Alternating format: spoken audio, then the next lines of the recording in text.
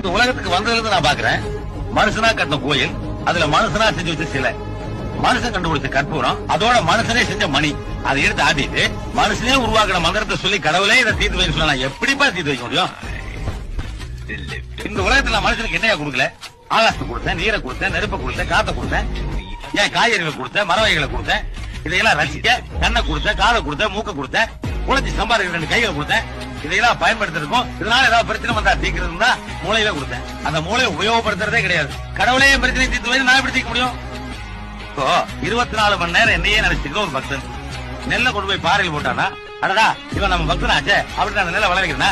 உன்ன மாதிரி கடவுள் இல்ல இல்ல சொல்லிட்டு ஒரு நாத்திகன் நெல்லை கொண்டு போய் வயல்ல போட்டானா, இவன் எப்ப பார்த்தாலும் நம்ம திட்டிட்டு இருக்கானே அப்படின்னு அந்த நெல்லை விளைவிக்காம தடுக்கிறா இல்லையே. அங்க விளைவிக்கிறதும் இல்ல, இங்க தடுக்கிறதும் இல்ல.